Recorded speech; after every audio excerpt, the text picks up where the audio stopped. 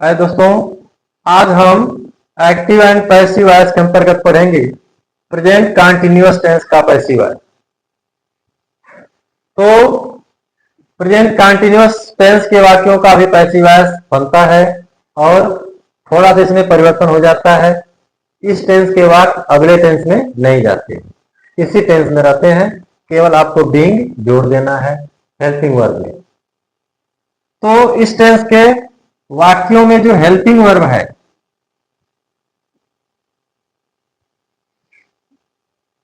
Active voice में is, M, are यह आएगा। और जब आप पैसिव बनाएंगे तो बीइंग सब में जुड़ जाएगा। Is being, are, am being और आर बीइंग, यानी सहायक क्रिया के दो भाग हो गए। ठीक, अब इन्हीं का प्रयोग हो जाएगा जैसा सब्जेक्ट रहेगा।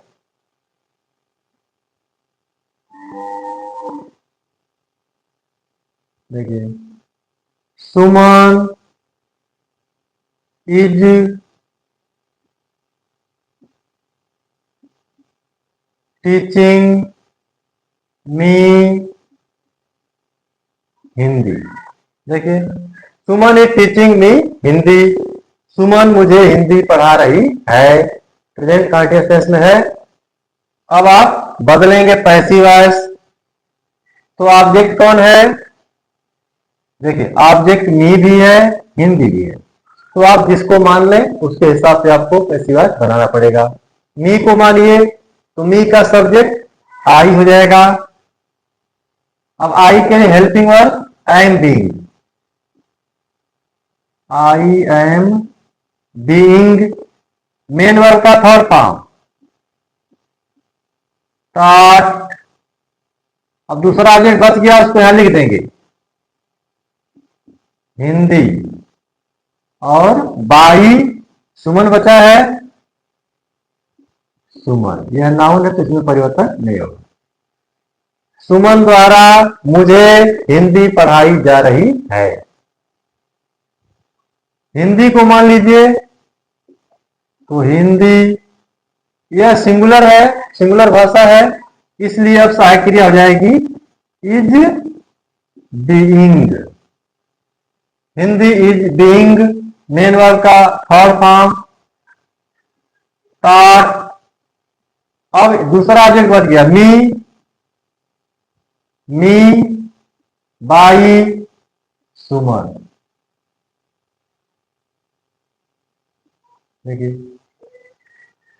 सुमन द्वारा मुझे हिंदी पढ़ाई जा रही है, दोनों का सेम अर्थ है। तो जब दो ऑब्जेक्ट रहेंगे दो तरीके से आपका पैसिव बनेगा। निगेटिव दे दे, ही इज नॉट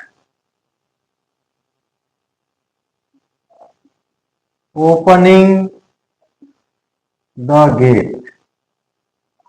देखिए, वह फाटक नहीं खोल रहा है। ऑब्जेक्ट कौन है? गेट।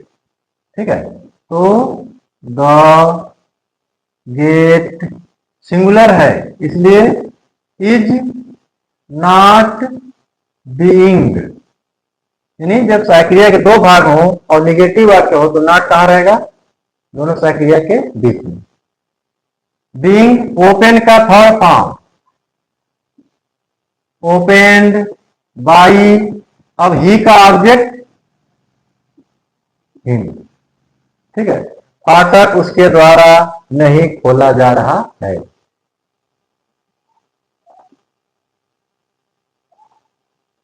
इंट्रोगेटिव दे दे,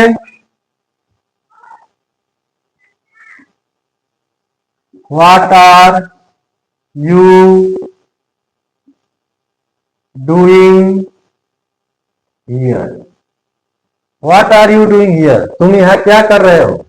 अब देखिए, इसमें इंट्रोगेटिव वर्ड कौन है? व्हाट। ठीक है, ऑब्जेक्ट कौन है? कोई नहीं। तो यह जो व्हाट है इंट्रोगेटिव वर्ड भी है और ऑब्जेक्ट भी है, और हमेशा इसको सिंगुलर मानते हैं पैसिव वॉइस में। तो सिंगुलर के लिए इज और बीइंग।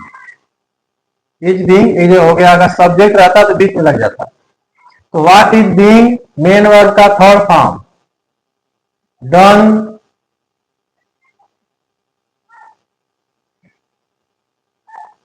हियर बाई यू का object you. What is being done here by you, आपके द्वारा यहां क्या किया जा रहा है।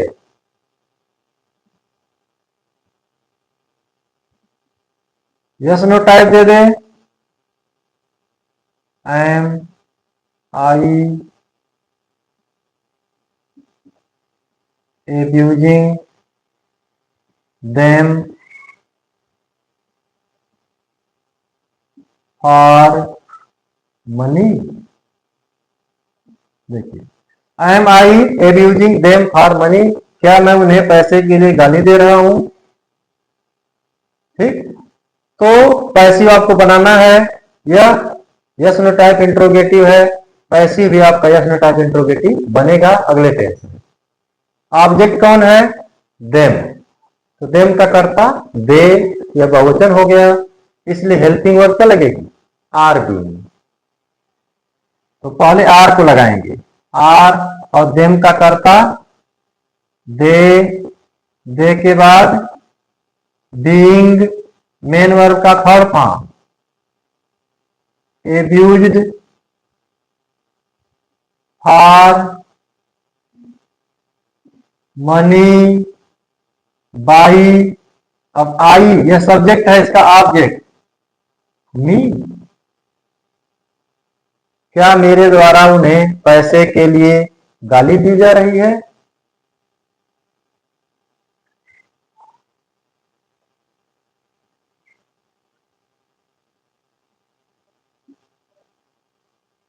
Who is playing football.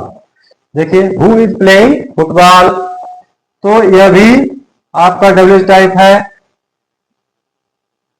Who लगाएंगे आप, ऑब्जेक्ट कौन है? फुटबॉल, सिंगुलर है, तो हु इज फुटबॉल, और बीइंग यहां लगेगा। ठीक है, who is football being main verb का थर्ड फॉर्म, प्लेड बाई, या उस बाई को पहले ला दीजिए, तो बाई हुम इज